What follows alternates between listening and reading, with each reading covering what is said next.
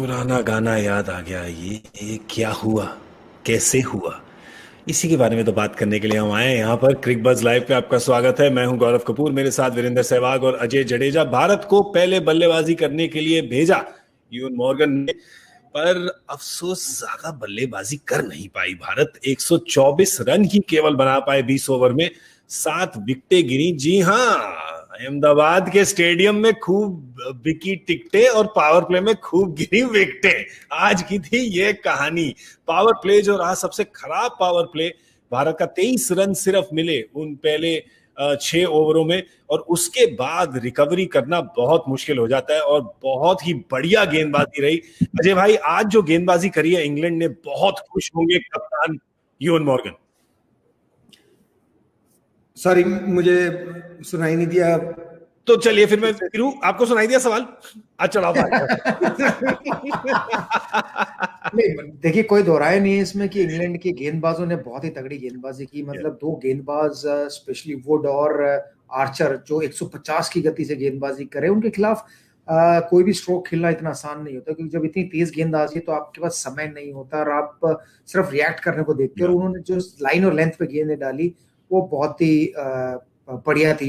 खासकर अगर केएल राहुल जल्दी आउट हो गए तो क्योंकि शिखर धवन हमें मालूम आजकल थोड़ा समय लेके खेलते हैं, अगर वो सेट होते तो फिर वो अपना स्ट्राइक रेट बढ़ाते। लेकिन अगर केएल राहुल रहते पावर प्ले में तो शायद बेहतर खेलते, पेस का बेहतर इस्तेमाल करते।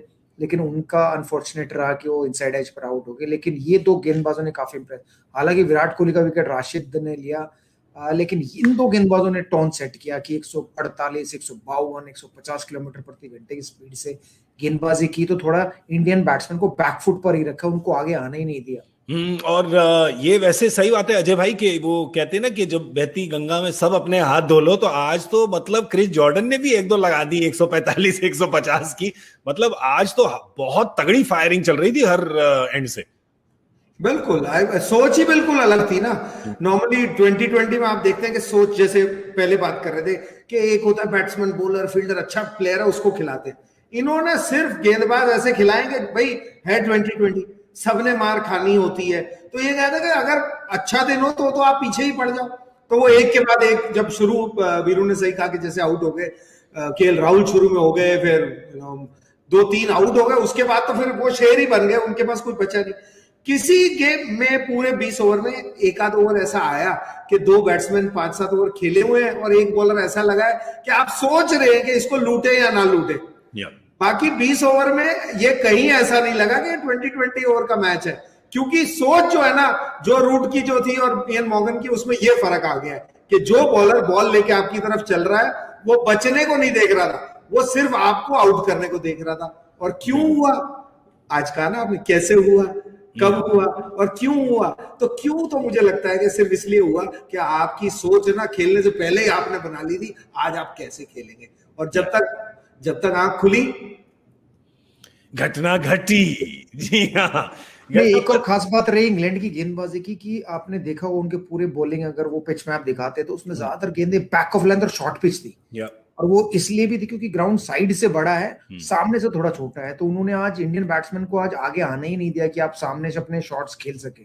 तो इस वजह से भी अगर आप ऋषभ पंत, श्रेयस अय्यर की अगर बैटिंग की बात करें तो उन्होंने ज्यादातर run square of the wicket बनाए, तो फाइन लेग पे या पॉइंट के पीछे थर्ड मैन पर रन बनाए, वहीं पर आगे बहुत कम रन बनाए फास्ट बॉलर।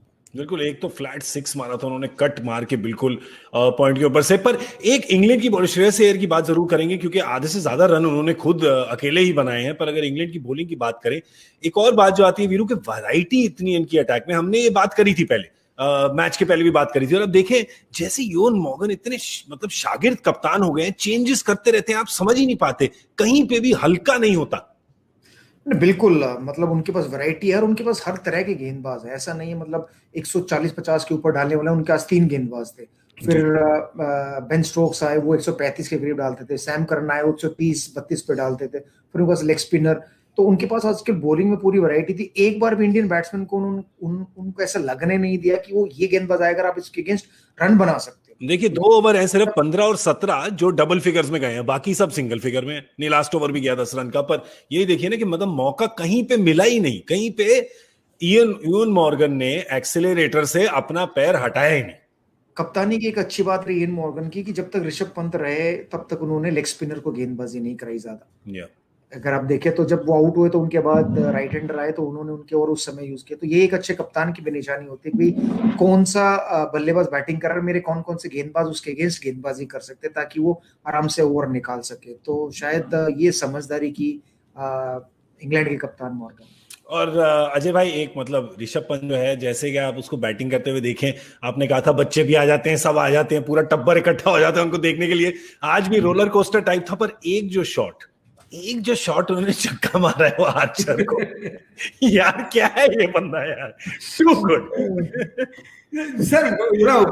बंदा तो कमाल का है, इसमें कोई डाउट नहीं है। और होता है कि कोई भी चीज नई शुरू में आती है ना, तो आपको लगता है कि अरे यार ये क्या कमाल है। तो पहले तो रिवर्स स्वीप भी जो कोई खेला करता था, ये तो फास्ट बॉलर पे खेलने लगे यार। उसने 3 बॉलें डाली, पहली 3 बॉलें उस शॉट से पहले उसको बॉडी में रखी, शॉट करी, जो कह रहे हैं कि शॉट ऑफ लेंथ, उसने उसका भी तोड़ निकाल लिया, ऐसे करके खेल दिया। और पहली बार थोड़ी है, अभी टेस्ट मैच में थोड़े दिन पहले 80 या 90 पे खेल रहे थे आई थिंक उस टाइम। तो टेस्ट मैच में तो ये सोचता अलग है, सिर्फ खेलना ऐसा नहीं है कि सिर्फ खेलता अलग है, कई लोग और भी खेलते होंगे, लेकिन आई थिंक इनकी जो स्ट्रेंथ है सबसे बड़ी वो आई थिंक ये सोच ही है। और इस पारी में आपने कहा ना रोलर कोस्टर, तो ये रहेंगे जब तक ये खेलेंगे क्रिकेट इंडिया के लिए, ये बातों में भी रोलर कोस्टर रहेंगे, क्योंकि इसमें एवरेज डे तो हो नहीं सकता। ये म्यूचुअल फंड तो है नहीं, जैसे म्यूचुअल फंड सही है, श्रेयर उसकी बात करेंगे, वो म्यूचुअल, ये स्टॉक है, तो ये स्टॉक के या तो ऊपर जाएगा या नीचे जाएगा।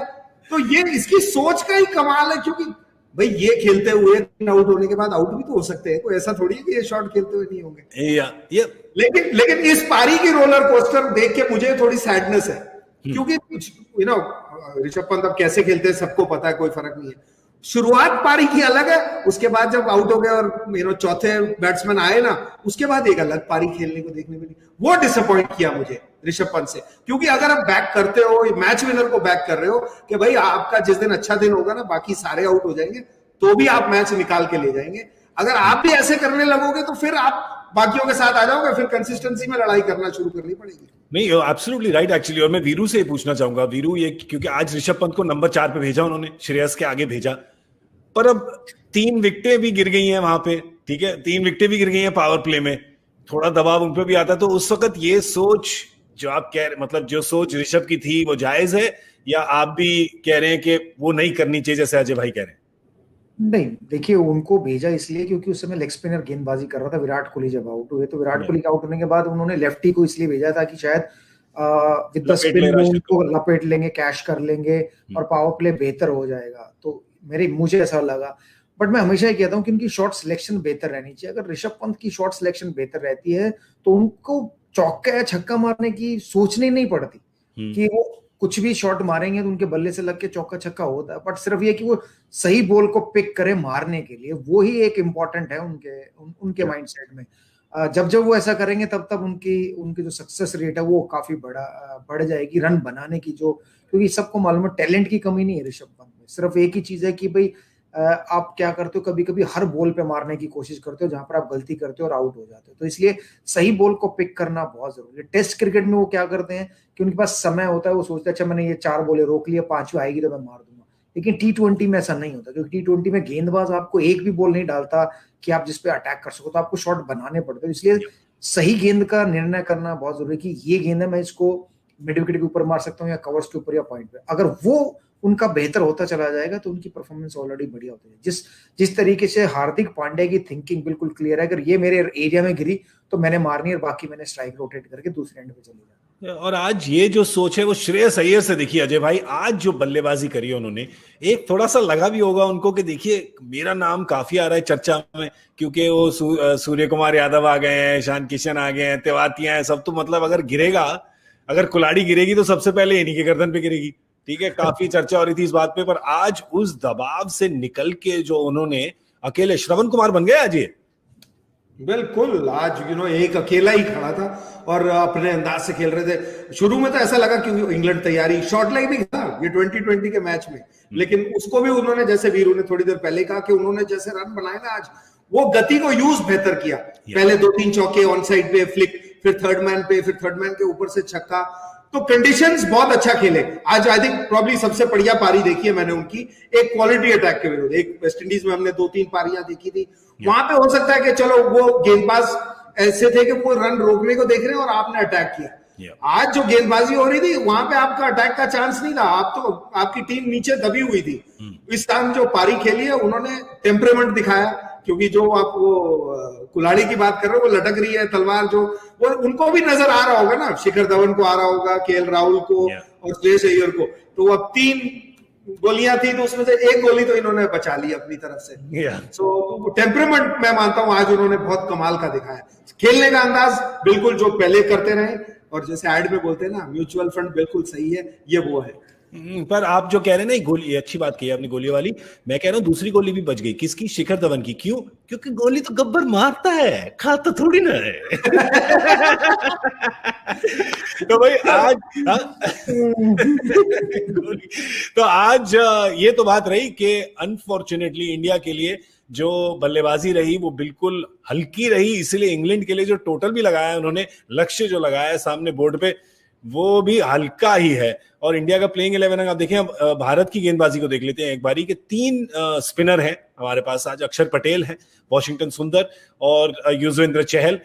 जैसे कि आदिल रशीद ने पहले गेंदबाजी करी इंग्लैंड के लिए, ये भी लग रहा है कि वॉशिंगटन सुंदर जरूर शायद ओपन करेंगे। मैंने जरूर भी बोला और शायद भी बोला, क्योंकि इमीडिएटली मुझे डाउट आ गया बोल के। अपने आप चीजें बदल जाती है ना बहुत जल्दी यहाँ पे। इसलिए मैंने कहा शायद, पता नहीं।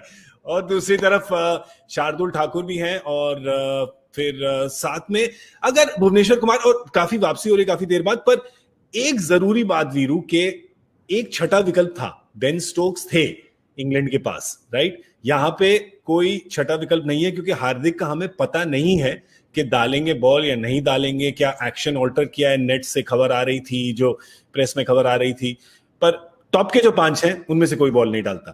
तो देखिए आज हार्दिक गेंदबाजी करने में कोई फर्क पड़ने वाला नहीं, क्योंकि आज रन उतने बोर्ड पर लगे नहीं है। आज तो यही है कि अपने 5 गेंदबाजों का सही इस्तेमाल करो, सबको पूरे ओवर डालने का मौका दो। मतलब अगर डाल पाए, मुझे तो वैसे लगता है कि जैसी इंग्लैंड की बैटिंग है तो पूरे ओवर डालने का मौका किसी को नहीं। बट ये जरूर है कि एक अच्छी बात है कि भुवनेश्वर कुमार पे प्रेशर कम हुआ, क्योंकि 125 में कोई उम्मीद नहीं कर रहा है कि भुवनेश्वर कुमार आके किसी को खोल देंगे या ऊपर से अच्छा ओवर डालेंगे तो मैच बन जाएगा। तो ये एक अच्छी बात है कि भुवनेश्वर कुमार के ऊपर प्रेशर नहीं होगी। कम बैक करते वक्त ना हमेशा ये रहता है कि 140-50 बने होते ना तो एक जीत की आस रहती। अब 125 में इवन जब कप्तान भी अंदर जाएगा, चाहे वो जितना मर्जी एग्रेसिव कप्तान हो, उसको भी अंदर से ये मालूम है कि यार शायद आज कुछ हो नहीं सकता, क्योंकि इंग्लैंड के गेंदबाजों ने दिखाया है कि एक्स्ट्रा पेस का ना हमेशा फायदा होता है। कि कभी तुम्हें विकेट ऐसी मिल जाए जहां पर आपके बॉलर उस एक्स्ट्रा पेस से बल्लेबाजों को बैकफुट पर धकेल सके, तो वो आज इंग्लैंड ने करके दिखाया। और हमारे पास अगर भुवनेश्वर कुमार या शार्दुल ठाकुर की बात करें तो इनकी वो एक्स्ट्रा पेस नहीं है। 130-132 वाले हैं, तो इतने तंग नहीं करेंगे ये इंग्लैंड के बल्लेबाजों को। तो मुझे ये लगता है कि शायद अगर स्पिन हुई तो शायद हमारे चांस है, अगर स्पिन नहीं हुई तो फिर मुश्किल है। जल्दी आज सबको जल्दी घर जाने को मिलेगा शायद। हम तो वैसे ही घर पे हैं, पर बाकी लोगों को जो 70,000 लोग स्टेडियम में बैठे बिना मास्क पहने, उनको जल्दी घर जाने को मिलेगा। पर वीरू ने अभी कहा कि शायद 20 ओवर नहीं होंगे, तो मैं पूछता हूं कितने होंगे चाहिए, इस पे अंदाजा लगाएं, क्योंकि स्कोर पे तो हम सबने अच्छा रायता फैला दिया। मैं कह रहा था आपको मेरे को नीचे आने दो, कम से कम थोड़ा पास तो था, मेरे को कहां ले गए ऊपर। अब जरा संभल के सब, कितने ओवर में इंग्लैंड जीतेगी, अगर जीतेगी तो ठीक है। राय तो सब लोग देते हैं, लेकिन उन रायों को सही इस्तेमाल करना आपका काम है। हमने तो अपनी राय रखी थी, ऊपर जाओ। आप रायपुर में बैठे ना, इसलिए आपकी राय सुन ली मैंने। ठीक है। अच्छा, मुझे लगता है कि 15 ओवर, मतलब 14.34 चलिए आपका अजय भाई। 17 लगा लो जब लॉग इन करने का टाइम। 17 ठीक है। चलो फिर इस बार मैं थोड़ा नीचे आ जाता हूँ, ठीक है। तो मैं कहता हूँ आपने 14.5 का है, मैं 13.5 कह देता हूँ। नहीं, मैं कहता हूँ कि 14 से 15 के बीच में खत्म हो तो वो मेरा है। तो ऊपर अगर 16 से 17 के बीच में खत्म हो तो अजय भाई का है। तो ठीक है, तो 13 से 14 के बीच में खत्म हो। नहीं, 17 से सारे ऊपर तो कोई है ही नहीं, सारे ले लो। 17 से 50 तक ले लो आप, ऐसी क्या बात है।